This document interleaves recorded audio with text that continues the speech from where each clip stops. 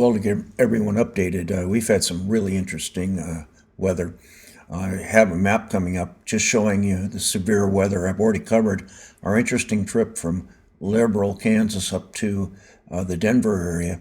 And in the previous videos, we've had pictures of truck blowovers and things like that. Coming up is just a quick view of the actual map that we had to look at as far as radar. It's a screen capture from an earlier iPhone. As I left Eagle in the last video, we had quite a bit of rain still going on. And just outside of Brush Creek Road, as I was driving towards Eagle, there's what I call the Hillbilly High Rise. And I stopped and took some photos. The rain had let up. It was still kind of cloudy and dark, but I really wanted to capture this little area, just the willows and everything like that. It's kind of an interesting scene. So I took some photos there. It was still kind of dark, and so at this time I was shooting with my Canon G7X. From there, I continue on down to Glenwood Springs, and then I take a turn off in Glenwood to go out and continue the trip. All right, well, I'm trying again to get in position for some photography. Up ahead should be a turnoff, and hopefully I'll get a river. This is Mount Sophias, excuse me. And I know that there's a turnoff towards the McClure Pass called 124 up ahead. So I'm trying not to speed. I've got very good light coming up. Excellent sky. I just gonna have to get in position for a photograph here pretty quick. Anyway, this is the fun thing about running all over Colorado, trying to take pictures. It is beautiful out here. As you can see those mountains out there in the distance. Nice view of Mount Sophia. I had my tripod and camera set up briefly. As you can see, for a while I had really nice light on that area down there. I'm going to roll that window down briefly. And I had foreground with the bend in the river, and I had really nice clouds off in the distance.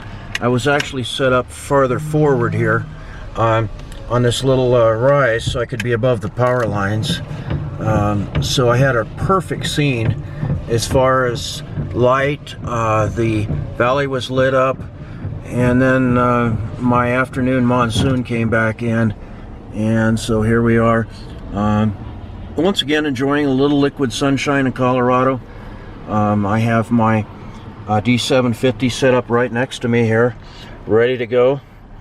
I have my ever faithful Glad bag that I've been keeping it in for the last 3 days. But anyway, having lots of fun. You know, some photography is better than no photography at all.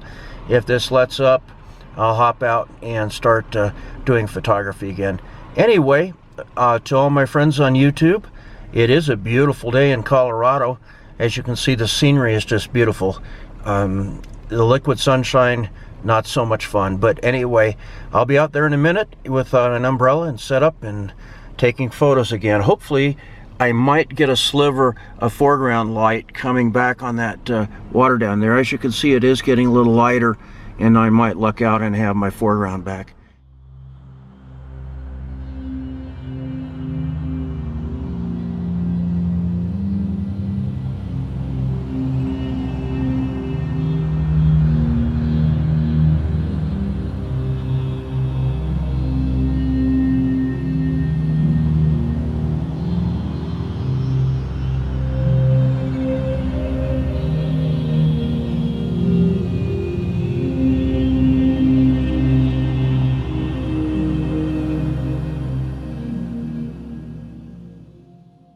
I turned around and left Glenwood Springs behind and went to one of my favorite places, and that's Grand Junction, Colorado.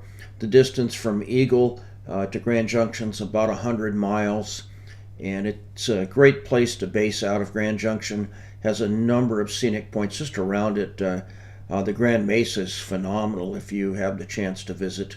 And coming up right now is a little clip with a review of one of my favorite hotels anywhere in the country. Hey guys, this is one of the best kept secrets around. I'm in Grand Junction. I'm at the Econo Lodge. I did a lot of homework before picking out this hotel. It's rated about 4.6 stars out of 5. Great room, clean, very affordable. With my senior discounts, $57 before tax. Came to something like $62 a night. I hate to even mention this because I plan on staying here again, but for the sake of YouTube and all my listeners and subscribers, I want to thank you very much for seeing this property, and I highly recommend it. I share a lot of enthusiasm for Grand Junction and also the hotel there that I just reviewed. Grand Junction is exactly that. It's a grand junction right in the middle of some of the most scenic areas in the whole United States. Out of Grand Junction on the map that I'm showing, you have great access to Aspen, over to Arches, Moab, Canyonlands, and in this case, Ouray, through the beautiful drive up through Montrose. And I've always had a really good time connecting with other photographers and people traveling. I'm showing you a picture here from the local Applebee's where I've met some interesting characters. It's a very nice setting where I met two young people straight out of college that were out to spend the summer seeing the United States. I had a really good time with those guys. I ended up connecting and seeing them in a couple other locations as I traveled. I just wanted to update on the hotel in Grand Junction.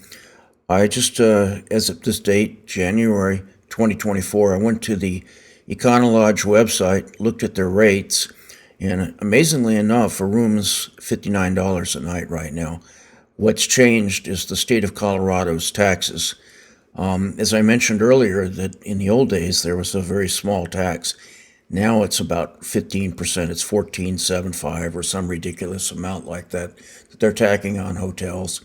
So the hotel is still reasonable. State of Colorado isn't. I'd like to say that my wife and I have two different tastes when it comes to travel. She wants the very best in hotel rooms, the most luxury, the best buffet, and everything like that. Me, I've got a lot simpler tastes. I prefer a room that's clean, free of bed bugs, safe, but it looks like it's still a great value. I have some photos of the rooms just to give you an idea if you're looking for a place to stay in Grand Junction. Again, your taste may vary. You may be like my wife, and that's fine. But for me, I'm just on a mission to be a good steward and not spend a whole lot of money. And on this trip, again, I was trying to keep every day's cost averaged down about $40 a day. So I kind of splurged on this at the time. But hey, it looks like it's still a good hotel.